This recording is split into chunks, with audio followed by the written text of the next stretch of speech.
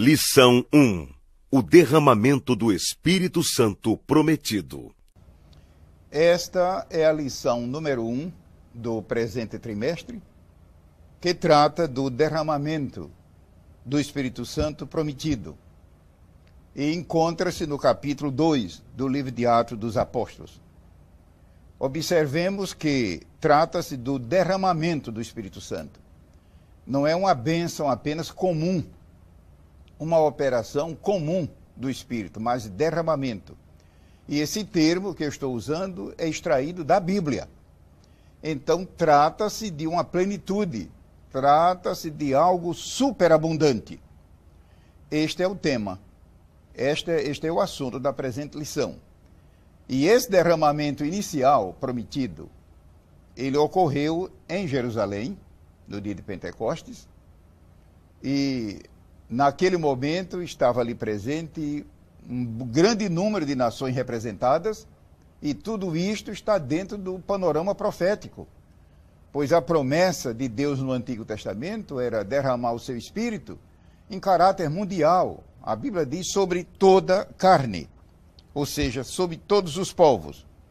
O texto áureo da presente lição está no mesmo capítulo 2, o versículo 33, que diz: de sorte que, exaltado pela destra de Deus, e tendo recebido do Pai a promessa do Espírito Santo, derramou isto, que agora vós vedes e ouvis.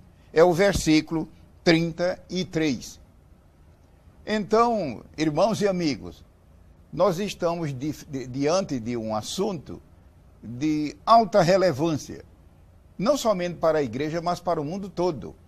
No Antigo Testamento, como eu já disse, em vários lugares havia promessa, mas Deus usou um profeta chamado Joel, numa época dificílima da história do povo de Deus, é como luz brilhando no meio das trevas. E ele disse que nos últimos dias Deus derramaria o seu Espírito sobre toda a carne. Ou seja, não era uma bênção ligada apenas à descendência de Abraão. E a lição de hoje trata disso, que no dia de Pentecostes, já agora, depois de Cristo, já agora na era cristã, o fato aconteceu. E o maravilhoso é que, quando o Espírito Santo desceu sobre os primeiros, no dia de Pentecostes, e eles falaram em línguas pelo Espírito Santo, o apóstolo Pedro, ele foi usado por Deus para pregar, e a primeira coisa que ele disse na pregação é que aquele fato que estava começando a acontecer em Jerusalém, testemunhado por nações representadas, era exatamente o cumprimento da profecia de Joel. É tanto que ele começou o sermão dizendo: isto é o que foi dito pelo profeta Joel. Muita gente pode pensar que o batismo com o Espírito Santo, os dons espirituais, as manifestações do Espírito Santo, é algo exclusivo para dentro da igreja. Quando não é bem assim, ele visa em primeiro plano a conversão dos pecadores. É tanto que ele terminou o sermão dizendo, citando a profecia de Joel, dizendo: e todo que invocar o nome do Senhor será salvo. Isso não é maravilhoso?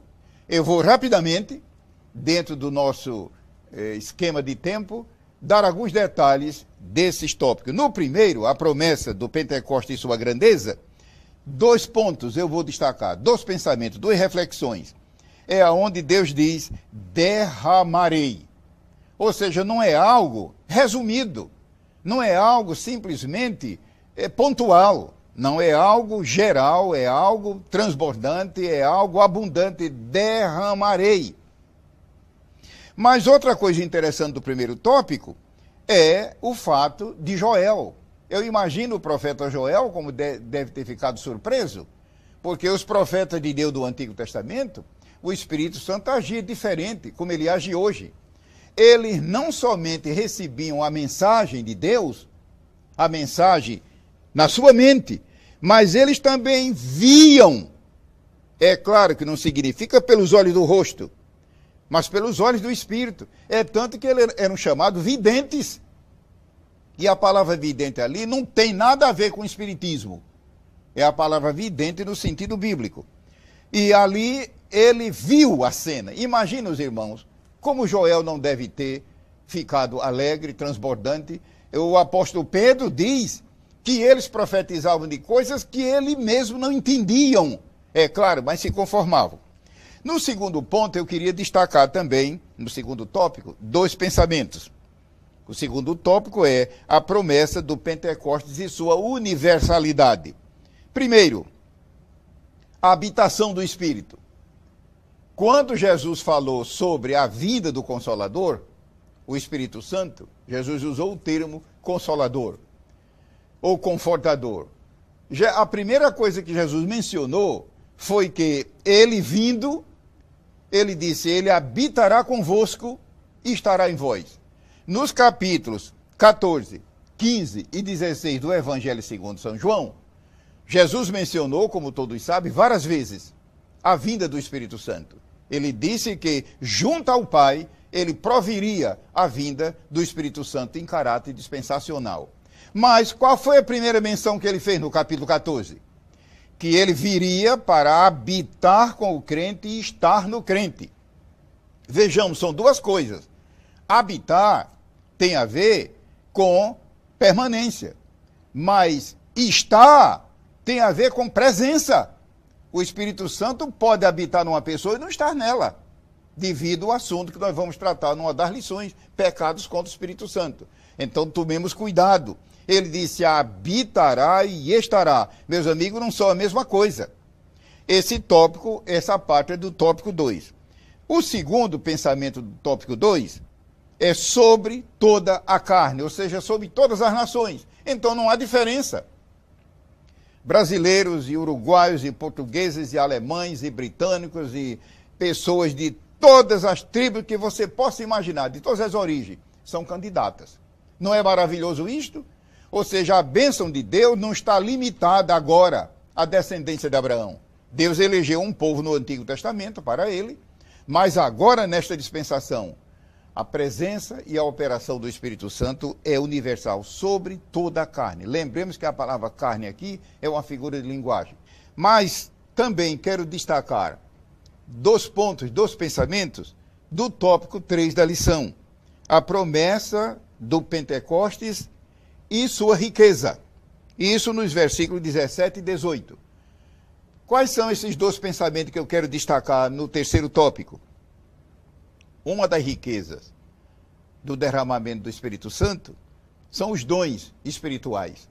Lembremos-nos que o batismo com o Espírito Santo, a plenitude do Espírito Santo, vem sobre todo aquele que já é salvo e que busca. Lembremos que eles, no dia de Pentecostes, já eram convertidos. Eles já eram salvos. Jesus disse isso várias vezes.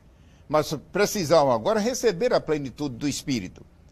E uma das coisas maravilhosas após essa plenitude são os dons espirituais. O segundo pensamento, a segunda reflexão que eu queria fazer no tópico número 3 é sobre os sinais sobrenaturais que acompanham a plenitude do Espírito Santo. Mais e mais, a igreja necessita de um evangelho sendo pregado acompanhado desses sinais. Sinais que eu estou dizendo aqui é usando o termo bíblico. Ninguém pense que é sinal no sentido como se usa na linguagem humana. É sinais querendo dizer coisas, operações e prodígio que Deus usa para autenticar e confirmar a palavra que está sendo pregada. Inclusive o Evangelho segundo São Marcos, ele conclui dizendo que o Espírito Santo, Deus, ele continuou confirmando a palavra com os sinais que se seguiram. É assim que Deus quer que o Evangelho seja pregado. Essa é a segunda reflexão do tópico número 3. Os sinais sobrenaturais. E no ponto 4, no tópico 4, nós temos o futuro profético, a promessa divina do Pentecostes e a promessa pentecostal de Joel. Em resumo, o derramamento do Espírito Santo não é limitado a esta dispensação. O que nós temos agora é apenas algo parcial. Ou seja, no futuro reino milenial de Cristo, segundo nós temos no livro de Isaías, haverá derramamento pleno. E por fim, o tópico 5 da lição, que trata da promessa do Pentecoste abarca a salvação. Inclusive o texto bíblico diz: e acontecerá que todo aquele que invocar o nome do Senhor será salvo. Meus amigos, não é maravilhoso isso? Então, você que ainda não é salvo e está ouvindo esta exposição, lembre-se, em primeiro lugar, não busque ser cheio do Espírito Santo, que isso não funciona. E vai dar no caso de Simão o Mago, aquele mágico. Não. Primeiro receba a salvação. Primeiro desfrute a salvação. Lembre-se, o derramamento do Espírito Santo é para quem já é convertido, para quem já é salvo.